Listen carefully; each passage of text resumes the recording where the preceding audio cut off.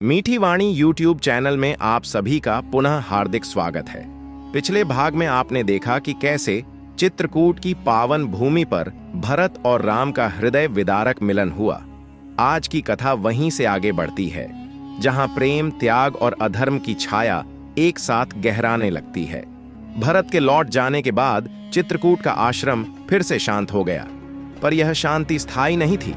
One की हवाओं में अब एक अनजानी बेचैनी घुलने लगी थी, मानो प्रकृति स्वयं आने वाले तूफान की आहट दे रही हो। इसी वन में एक दिन शूर्पणखा का आगमन हुआ, रावण की बहन। राक्षसी होते हुए भी उसने एक सुंदर रूप धारण कर लिया। उसकी दृष्टि जब राम पर पड़ी तो उसके हृदय में काम की ज्वाला भड़क उठी। वह मोहित हो गई। वह राम के समीप आई और बोली, हे वीर, तुम इतने सुंदर और पराक्रमी हो, मुझसे विवाह करो, मैं तुम्हें समस्त सुख दे सकती हूं। राम मुस्कुराए, शांत स्वर में बोले, देवी, मैं पहले से विवाहित हूं। मेरी पत्नी सीता वहीं कुटिया में है। यदि विवाह करना है तो लक्ष्मण हैं, वे अविवाहित हैं। शूर्पणखा लक्ष्मण के पास गई, पर लक्ष्मण भी मुस्कुराए और बोले, मैं तो अपने भैया का दास हूं, मुझसे विवाह करके तुम भी दासी बन जाओगी। शूर्पणखा का प्रेम क्षण भर में क्रोध में बदल गया। उसका रूप विकराल हो गया। उसने सीता की ओर देखा। उसकी आंखों में जलन और हिंसा की आग थी। वह सीता पर झपटी। लक्ष्मण आगे बढ़े। एक ही क्षण में उन्होंने उसकी नाक और कान काट दिए। शूर्पणखा चीत्कार करती हुई भागी, अपमान, पीड़ा और प्रतिशोध से भरी हुई।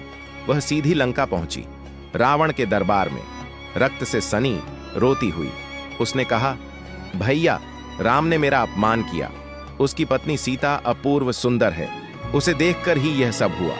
जैसे ही रावण ने सीता का वर्णन सुना, उसके मन में एक भयानक विचार जन्म ले चुका था। काम, अहंकार और प्रतिशोध तीनों ने मिलकर उसके विवेक को अंधा कर दिया।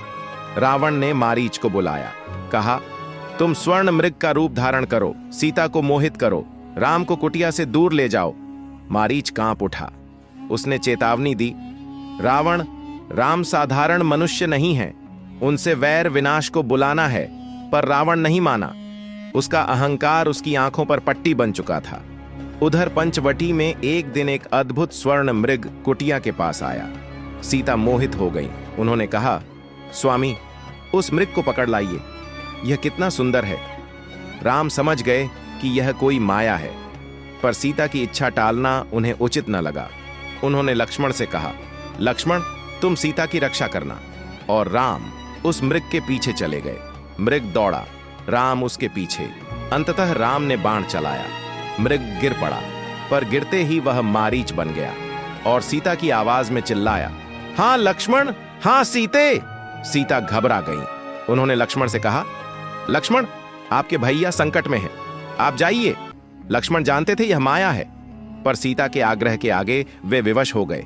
उन्होंने कुटिया के चारों ओर लक्ष्मण रेखा खींची और कहा, माता, इस रेखा को लांघिएगा मत। लक्ष्मण चले गए और उसी क्षण एक साधु के वेश में रावण आया, भिक्षा मांगी। सीता ने करुणावश लक्ष्मण रेखा लांघ दी और उसी क्षण रावण ने अपना असली रूप धारण किया। आकाश गरज उठा। सीता के मुख से केवल एक पुकार निकली, राम। आकाश मार्ग से रावण सीता को लेकर उड़ चला। मार्ग में जटायु ने उसे रोका। वृद्ध पक्षी ने प्राणों की बांजी लगा दी, पर रावण ने उसके पंख काट दिए। जटायु धरती पर गिर पड़े और इस प्रकार अधर्म ने अपने हाथ धर्म की सबसे पवित्र शक्ति पर डाल दिए। पंचवटी में लौटकर राम और लक्ष्मण ने जब कुटिया खाली देखी तो समय जैसे थम गया। राम का हृदय कांप उठा। उन्होंने पुकारा, सीते, सीते। पर उत्तर में केवल वन का सन्नाटा था। यहीं से आरंभ होती है एक ऐसी खोज, एक ऐसा युद्ध जो पूरे संसार को यह सिखाएगा कि नारी की मर्यादा पर हाथ उठाने वाला चाहे कितना ही शक्तिशाली क्यों ना हो, उसका विनाश निश्चित है। राम सीता को पुकारते रहे। वन की हर दिशा में उनका नाम गूंजता रहा, सीते, सीते। पर उत्तर में केवल मौन था, वह मौन जो हृदय को चीर देता है। लक्ष्मण राम के पास खड़े थे। उनकी आंखों में अपराध बोध था। उन्होंने कहा, भैया, यह सब मेरी भूल है। यदि मैं माता को अकेला न छोड़ता। राम ने उनका हाथ पकड़ लिया। बोले, लक्ष्मण, जो होना था वही हुआ, इसे विधि का विधान समझो। आगे बढ़ते हुए वे एक घायल पक्षी के पास पहुंचे। धरती पर रक्त फैला था। वह जटायु थे। राम को देखते ही उन्होंने अंतिम शक्ति बटोरी। कहा, प्रभु, मैंने सीता माता को बचाने का प्रयास किया, पर रावण दक्षिण दिशा की ओर उन्हें ले गया। इतना कहकर जटायु ने प्राण त्याग दिए। राम ने उन्हें पिता तुल्य सम्मान दिया, उनका अंतिम संस्कार किया। उस क्षण राम का शोक केवल व्यक्तिगत नहीं था, वह समस्त सृष्टि का शोक बन गया। यात्रा आगे बढ़ी। वन और घने होते गए। एक दिन वे एक छोटी सी कुटिया के पास पहुंचे। वहां एक वृद्धा बैठी थी, शबरी। वर्षों से वह उसी दिन की प्रतीक्षा कर रही थी। हर दिन बेर तोड़ती, मीठे को रखती, कड़वे को फेंक देती कि जब मेरे राम आए तो मैं उन्हें प्रेम अर्पित कर सकूं। राम ने प्रेम से बेर स्वीकार किए। लक्ष्मण की आंखों में आश्चर्य था। राम बोले, भक्ति में शुद्धता ही सबसे बड़ा आभूषण है। शबरी ने राम को सुग्रीव का मार्ग बताया। कहा, ऋष्यमुख पर्वत पर वानर राज रहते हैं, वे आपकी सहायता करेंगे।